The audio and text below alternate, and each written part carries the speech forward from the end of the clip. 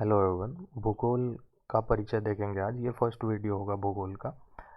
Hindi Lucent पूरा cover करेंगे। Hindi Lucent का समान ज्ञान जो है उसको पूरा कवर करेंगे। संपूर्ण वीडियो सीरीज के साथ आया हूँ मैं, कुछ भी नहीं छूटेगा। और जो भी जिस भी सरकारी प्रतियोगिता परीक्षा में समान ज्ञान पूछा जाता है उसके लिए ये महत्वपूर्ण हो जाता है। ठीक है, तो हिंदी लूसेंट की बुक देख लो ये आप, और नए संस्करण से करवा रहा हूँ, नए एडिशन से, तो कोई प्रॉब्लम नहीं होना चाहिए। देख लेते हैं। ये फर्स्ट वीडियो है। परिचय एक्चुअली लिखा नहीं है लूसेंट में, बट मैंने ऐड करा है। छोटा सा वीडियो है, परिचय देख लेते हैं, इंट्रोडक्शन देख लेते हैं, बाकी आगे वीडियो आती रहेंगी सब्जेक्ट वाइज। ठीक है, तो देख लेते हैं।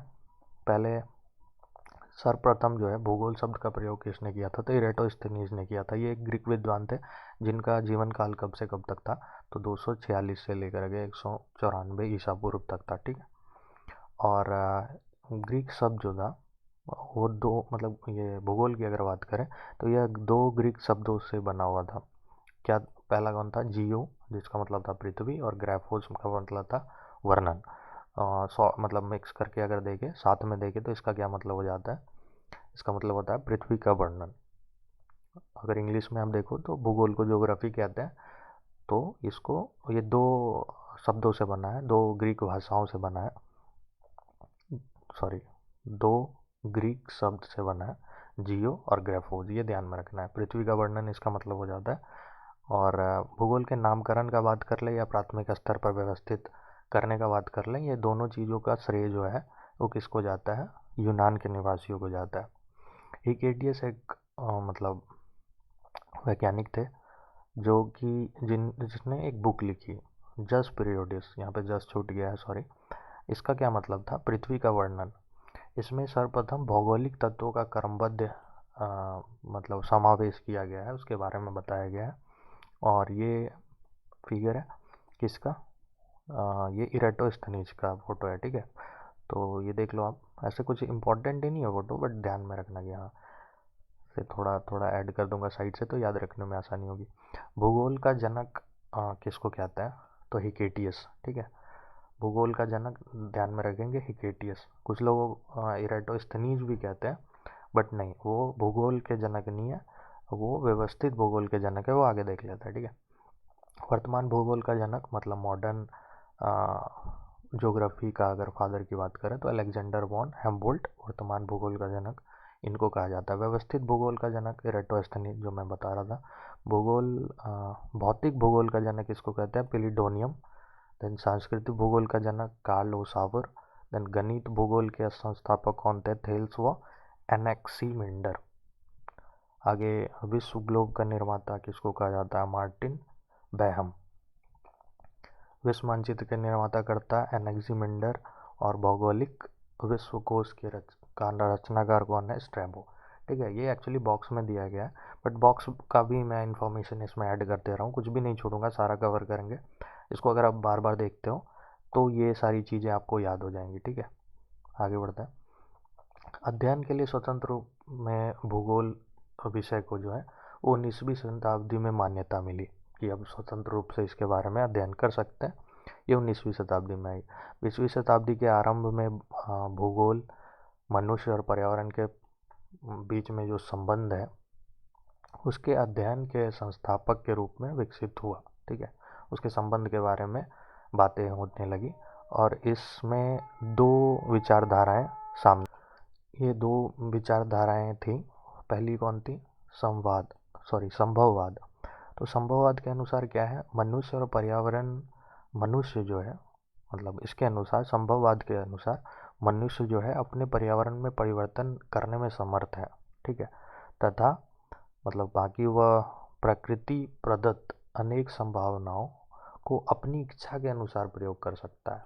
तो चीज़ों को वो अपने हिसाब से चीज़ों को बदल सकता है, मनुष्य परिवर्तन कर सकता है, और अपने हिसाब से प्रयोग भी कर सकता है, उपयोग भी कर सकता है।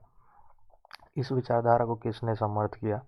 तो वाइडल डी ला ब्लास और फैब्रे। ठीक है, ये इनके द्वारा समर्थक, ये दोनों समर्थक थे। ठीक है, इसका इन्होंने समर्थन किया संभववाद का, कि हाँ सही बात है, मनुष्य अपने हिसाब से पर्यावरण को परिवर्तन कर सकता है और अपने इच्छा अनुसार चीज़ों को उपयोग कर सकता है।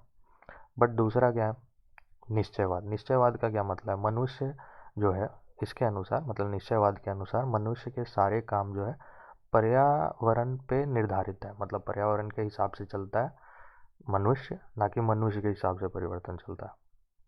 ठीक है, इसलिए मनुष्य स्वेच्छापूर्व कुछ करने के लिए स्वतंत्र कम है, उसको स्वतंत्रता नहीं है। ये संभववाद के अपोजिट है। ठीक है, निश्चयवाद। और इस विचारधारा को किसने सराहा या किसने समर्थन दिया, तो इसके समर्थक थे रीटर रैटजेल, एमल सैम्पुल और हंटिंगटन।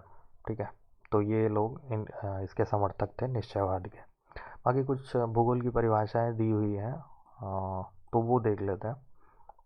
भूगोल की परिभाषाएं स्ट्रैबो के हिसाब से देखें तो स्ट्रैबो ने क्या कहा, भूगोल एक ऐसा स्वतंत्र विषय है जिसका उद्देश्य लोगों को विश्व, आकाशीय पिंड, स्थल महासागरों, जीव जंतुओं, वनस्पति, फलों, भूधरातल के क्षेत्रों में देखी जाने वाली प्रत्येक अन्य वस्तु का ज्ञान प्राप्त करना है। तो ये इतना लंबा सा परिभाषा इन्होंने दिया। ये आप ऐसे पढ़ सकते हो, ऐसे बताने की ज़रूरत नहीं है। ये ध्यान में रखना है कि ये किसने कहा था। जैसे कैलेडियस टॉलमी, इन्होंने क्या परिभाषा दिया था, इसमें से कोई भी परिभाषा आप यूज करके उनका नाम लिख सकते हो। जैसे भूगोल पृथ्वी की झलक को स्वर्ग में देखने वाला अभामय विज्ञान है। ठीक है, तो ये छोटा सा एक परिभाषा है जिसने किसने दिया था, कैलेडियस टॉलमी ने। ठीक है, भूगोल वह विज्ञान है जिसमें पृथ्वी को स्वतंत्र ग्रह के रूप में मान्यता देते हुए उसके समस्त लक्षणों, घटनाओं और उसके अंत संबंध का अध्ययन किया जाता है। ये किसने कहा था, कार्ल रीटर ने कहा था। ठीक है, अगला परिभाषा देख लेते हैं जो कि अर्थर होम्स के द्वारा दिया गया है। अर्थर होम्स ने क्या परिभाषा दी भूगोल की, तो भूगोल में पृथ्वी के उस भाग का अध्ययन किया जाता है जो मानव के रहने का स्थान है। ये काफ़ी सिंपल सा परिभाषा दिया अर्थर होम्स ने कि भूगोल वो विषय है जिसमें हम लोग उस जगह के बारे में पढ़ते हैं, उस स्थान के बारे में पढ़ते हैं जो जहाँ पे मानव रहता है। ठीक है, जहाँ पे आदमी लोग रहता है। तो ये थी छोटी सी परिचय भूगोल की। बाकी आप बताओ कैसा लगा, और अगर आप सजेस्ट करोगे कि हाँ चीज़ें ठीक है तो ठीक है, नहीं तो मतलब कुछ गलतियाँ जो हैं उसको मैं सुधार सकता हूँ अगर आप सजेस्ट करोगे, और ज़्यादा से ज़्यादा आपके मतलब फेवर में बना पाऊँगा। ठीक है, बाकी थैंक यू, बाय।